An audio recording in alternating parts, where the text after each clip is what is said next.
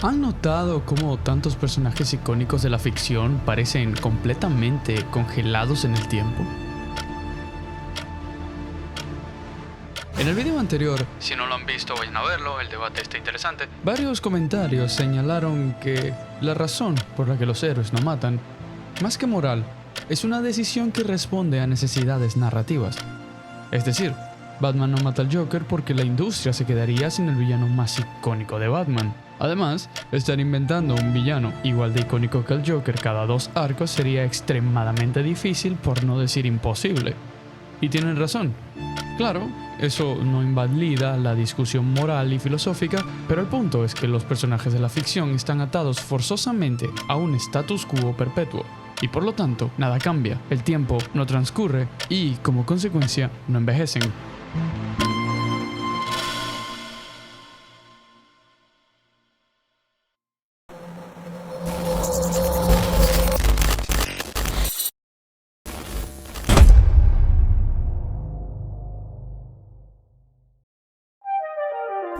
Batman fue creado en 1939. 80 y tantos años después, Bruce Wayne sigue siendo ese niño que vio morir a sus padres en un callejón, con la misma edad de poco más de 30 años, luchando con los mismos villanos. DC lo ha reinventado decenas de veces, con versiones oscuras, algunas más ligeras, versiones de cómics, televisión, cine, videojuegos. Pero en la continuidad principal, el status quo es más o menos el mismo desde que se inició como serie regular. Cada vez que un escritor intenta hacer algo definitivo con el personaje, eventualmente se deshace. Superman se casó con Lois Lane en los años 90 en un evento que fue un hito para la industria. Eventualmente tuvieron un hijo, John Kent, que creció y tomó el manto de Superman en algunas historias recientes, pero Clark Kent sigue ahí, sin envejecer, listo para otro arco, otra crisis, otro reinicio.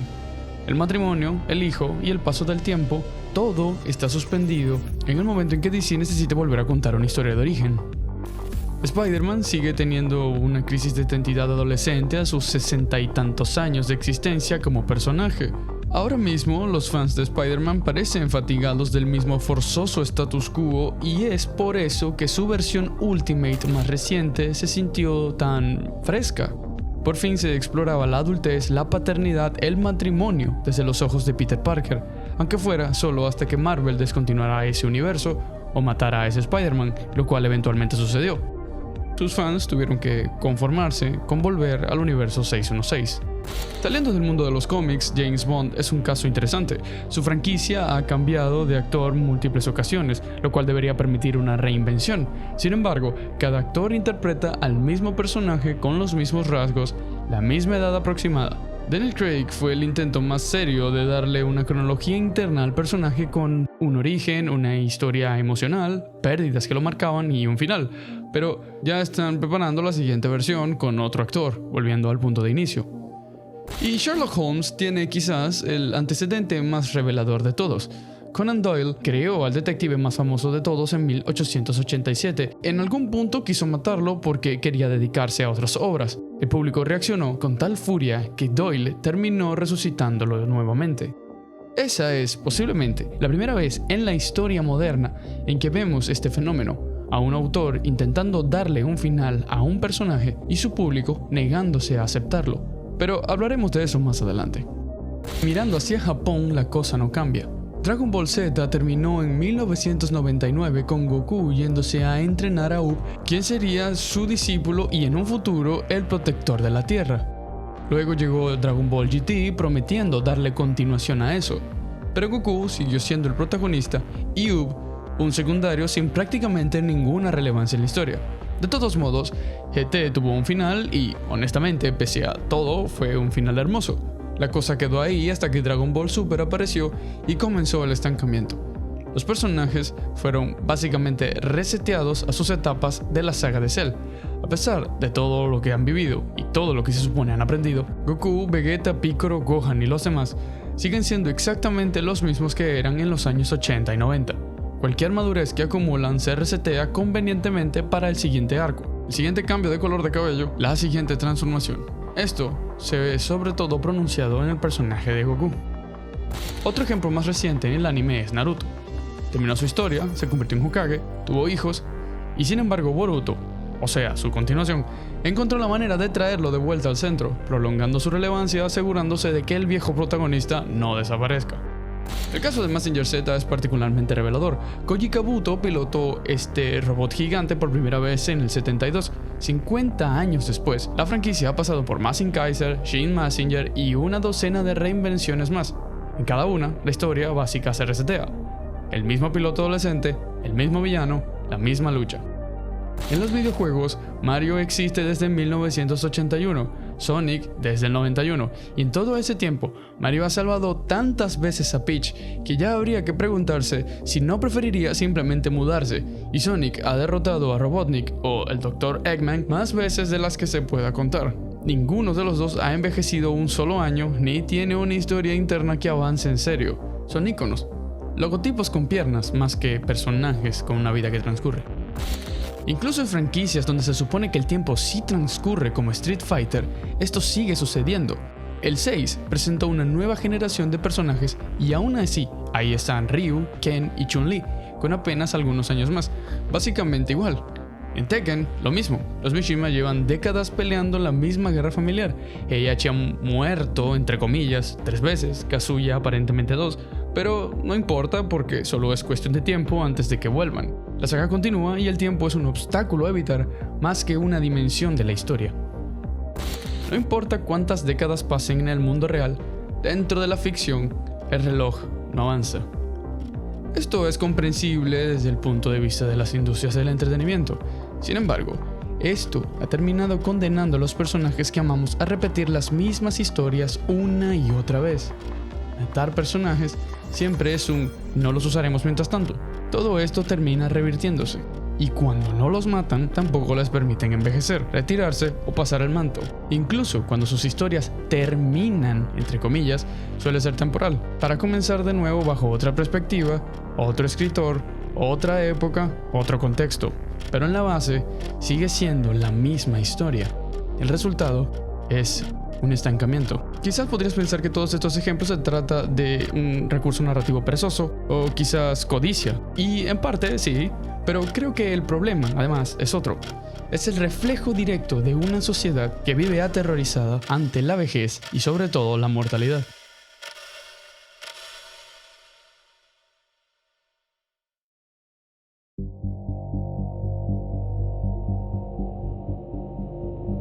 Vivimos en una cultura obsesionada con la juventud eterna. Cirugías plásticas, hormonas, celebridades y políticos comportándose como adolescentes en redes sociales, gente de 50 años intentando vestirse y actuar como si tuvieran 20. Hay diferentes indicativos, diferentes estudios que muestran que como sociedad nos estamos infantilizando, tanto estética como psicológicamente. Y esa misma negación profunda se ha filtrado hasta la ficción. ¿Será acaso, pues, que la ficción se ha convertido en el último refugio donde podemos fingir que el tiempo no pasa, que la decadencia no existe, que nunca tendremos que enfrentar el final de nada? No estoy seguro de tener la respuesta a esa pregunta, pero lo que sí sé es que congelar a estos personajes en el tiempo no los está preservando, sino que los estamos matando lentamente como personajes.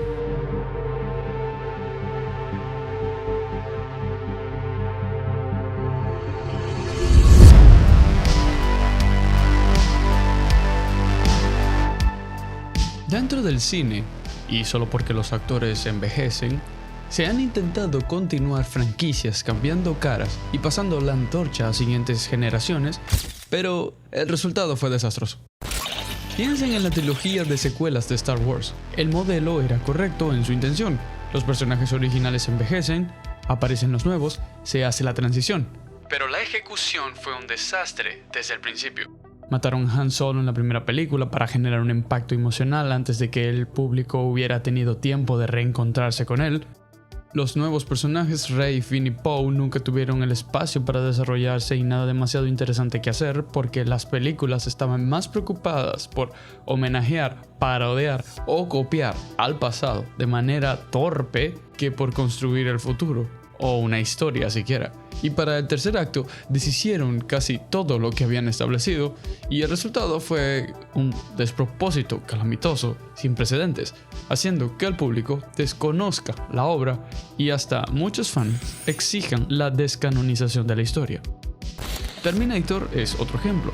Una franquicia que ha intentado reiniciarse tantas veces que nadie sabe con certeza qué línea de tiempo es la canónica.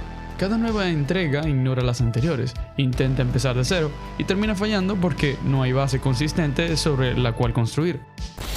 Indiana Jones también. Tenía, ¿cuánto? 80 años y estaba corriendo de nazis en secuencias de acción digitalmente rejuvenecidas. El problema era obvio, nadie había tenido el coraje de darle a Indiana Jones un final real en el momento en que todavía tenía sentido. En cambio, siguieron estirando el chicle, y cuando quisieron hacer que otro personaje tomara su lugar, fue un completo desperdicio. Era demasiado tarde.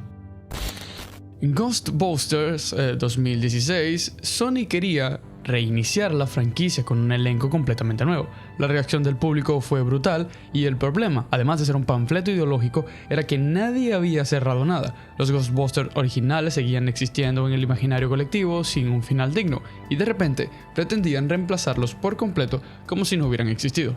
Sin duelo ni despedida, pretendía ser una sustitución. Una mala decisión.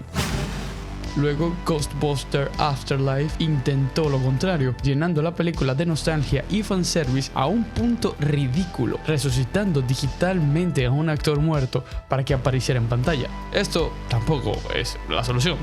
Cuando se depende exclusivamente de lo que fue para justificar lo que es, no se tiene una historia nueva, sino un monumento.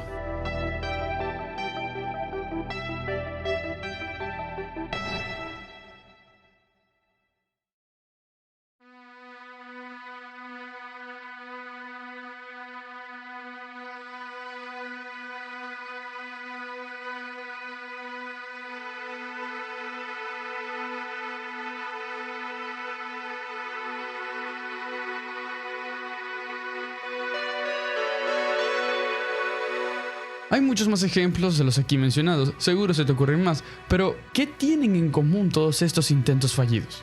Que confundan reemplazar con continuar, que no le dan al personaje original un cierre antes de pedir al público que se despida, y que tratan el legado como marketing en lugar de como narrativa.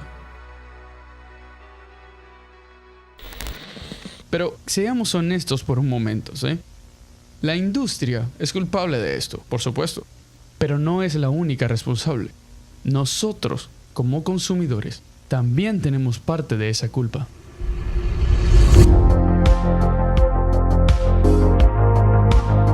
Cuando la industria intenta pasar el mando a un personaje nuevo, la primera reacción del público es casi siempre el rechazo. Y en cierta medida es entendible.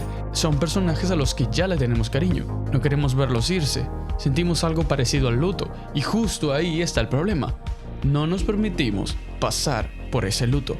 Dejamos de consumir el producto, nos quejamos, exigimos que vuelva el original, y la industria, que siempre escucha al mercado antes que al arte, da marcha atrás. El resultado es que nunca llegamos a la aceptación. Nos quedamos bloqueados en la negación, la parte del luto. Y esto es exactamente el mismo mecanismo psicológico que nos impide aceptar el envejecimiento, el cambio y la pérdida. El duelo de un personaje de ficción y el duelo de un ser querido pasan por las mismas etapas. La diferencia es que con la ficción, la industria tiene el poder de devolver al muerto y lo usa. Y al hacerlo, nos priva de aprender a soltar. Hay además una paradoja enorme. Somos el mismo público que se queja de que en Hollywood no hay ideas originales, de que siempre es lo mismo, y al mismo tiempo somos los que seguimos yendo a ver el mismo Batman una y otra vez, los que rechazamos al personaje nuevo antes de darle una oportunidad, los que, con nuestra billetera, le decimos a la industria que lo familiar es lo que queremos. No podemos exigirle originalidad a la industria mientras castigamos lo original con nuestro desinterés. Sin embargo, esto ya se ha hecho bien, y cuando se hace bien, funciona de una manera que las reinvenciones eternas nunca van a poder alcanzar. El ejemplo cinematográfico perfecto de los últimos años es Creed. Rocky Balboa ya había tenido un cierre en la película del 2006 con ese mismo nombre, un hermoso punto final. Luego llegó Creed con una propuesta completamente diferente. No se trató de un reboot de Rocky, sino de usar el mundo de Rocky como el suelo fértil para que crezca una historia completamente nueva. Adonis Creed no es el nuevo Rocky, es su propio personaje con su propia personalidad, su propio arco y camino. Rocky aparece como mentor, como figura paterna, como alguien que también está enfrentando su propia mortalidad y que encuentra en Adonis una razón para seguir. Se ayudan mutuamente a crecer, y en Creed 2 las últimas palabras de Rocky a Adonis son: es tu momento. Luego hay un plano de Rocky sentado observando desde afuera del ring, mientras Adonis es rodeado por la multitud. Se siente como se pasa por fin la antorcha, y en Creed 3 Rocky ya no está, la historia continúa sola con sus propias piernas. El otro ejemplo a tener en cuenta es Logan. La película tuvo el coraje de mostrar a Wolverine como un hombre que se está cayendo a pedazos. El adamantium que durante décadas fue su fortaleza lo está envenenando lentamente. El profesor Xavier sufre de demencia y tiene convulsiones que lo hacen peligrosísimo. Y sin una pelea final que resuelva todo, hay cansancio, dolor, pérdida, y Laura, que representa la posibilidad de que algo continúe, no se encarga de sustituir a Logan, sino de ser una heredera de algo más grande. Y cuando Logan muere, su muerte tiene un auténtico peso porque la película se tomó el tiempo de mostrarnos que tenía límites, que estaba agotado. La escena final de Laura girando la cruz sobre su tumba para convertirla en una X es tanto una despedida como un relevo genuino. No nos están pidiendo que olvidemos a Logan, nos están mostrando que lo que él fue importa lo suficiente como para que alguien más lo lleve adelante. Por favor, no hablemos de cómo todo esto se fue para atrás con Deadpool 3. Con esto podemos ver que la diferencia fundamental entre los casos que funcionan y los que no es que los que funcionan le dan al personaje original un verdadero cierre antes de pedirle al público que siga a alguien nuevo. Y los que fracasan intentan hacer la transición sin el duelo, sin la despedida, sin el final. Eso es lo que no suele funcionar.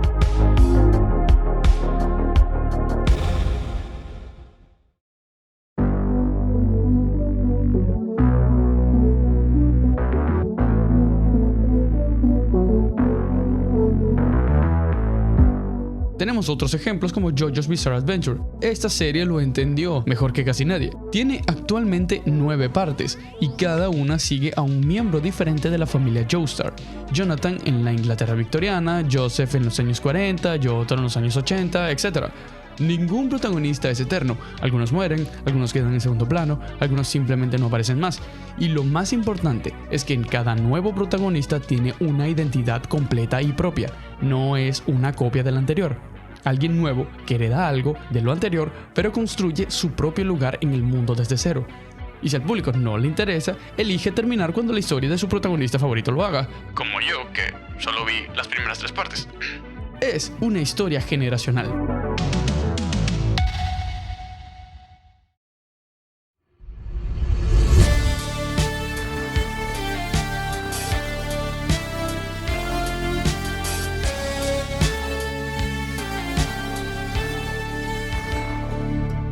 El universo de The Witcher tiene algo que muy pocas franquicias se permiten: un final para su personaje más icónico.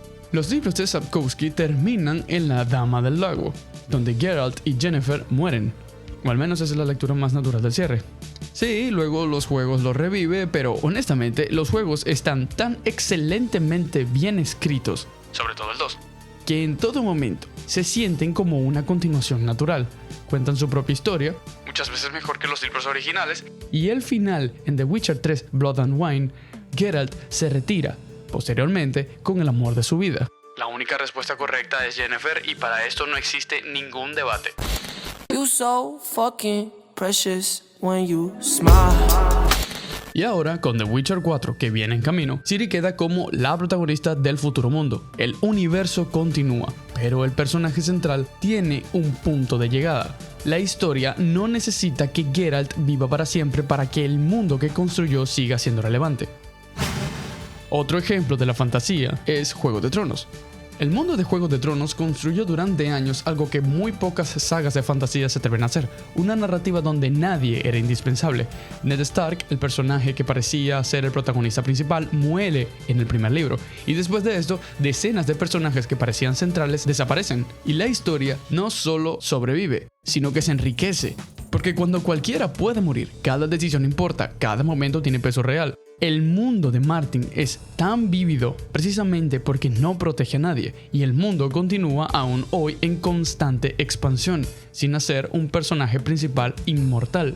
Cuenta con cientos de personajes en diferentes épocas, y eso se ha trasladado a la adaptación televisiva, con 3 series de 3 épocas diferentes, contando historias diferentes, con personajes diferentes. Dune es por diseño una saga multigeneracional.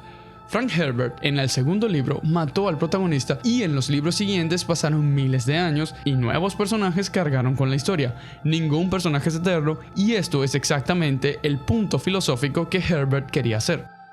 Cobra Kai es otro ejemplo. Hizo algo aparentemente simple y en realidad es muy difícil. Tomó a Johnny Lawrence y cuenta qué fue de su vida los últimos 30 años. La respuesta: construyó un personaje complejo e interesante, una historia nueva que usa el pasado como punto de partida para explorar cosas que la película original nunca pudo: redención, paternidad y el peso de los errores que uno carga décadas después. Cobra Kai funciona porque respeta lo que fue y al mismo tiempo tiene algo genuinamente nuevo que decir. Estos son ejemplos de que se puede, y de que el público, cuando le dan algo bien hecho, está dispuesto a seguir. Por eso mismo, deberíamos permitir que Batman finalmente se retire, que pase el manto, que se convierta en mentor, similar a lo que ocurrió en Batman Beyond, pero esta vez de manera canónica, permanente, real. Que la historia de Bruce Wayne termine y que la de su sucesor comience con todo el peso de esa herencia. Deberíamos permitir que Superman viva una vida completa junto a Lois, que envejezca y eventualmente muera como un símbolo que cumplió su ciclo, algo así como lo que mostró Kingdom Come o como Superman and Lois, pero no como una historia de Elseworlds, paralela y descartable, sino como el final canónico del personaje más poderoso que la humanidad haya imaginado. Deberíamos permitir que Peter Parker llegue a ser un hombre mayor, con canas y cicatrices, que pase el traje a la siguiente generación, ya sea Miles Morales o su hija. Deberíamos permitir que James Bond, Sherlock Holmes, Drácula, Goku y todos estos otros ejemplos en los que puedes pensar terminen sus historias respectivas, pasen el manto o tengan un cierre, porque eso es lo natural, porque eso es humano. Las grandes historias no se vuelven eternas manteniendo los personajes vivos para siempre en un limbo. Se vuelven eternas dándoles un final digno. Después de ese final, siempre podremos volver a sus historias clásicas, no rehacerlas hasta el infinito. Podremos volver a sus mejores momentos, recordándolos como lo que fueron, pero necesitan cerrarse. Y esto no aplica solo a la ficción.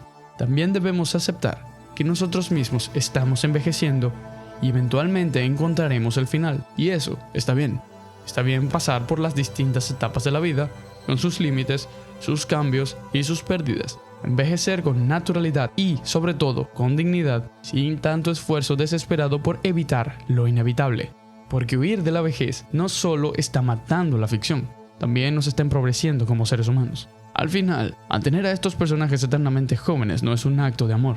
Al negarnos a dejarlos crecer, fallar, envejecer y pasar el manto, no los estamos protegiendo. Los estamos condenando a un limbo narrativo sin legado y sin trascendencia. Porque los mejores personajes no son aquellos que nunca mueren. Son aquellos que viven de verdad y que un día nos dejan.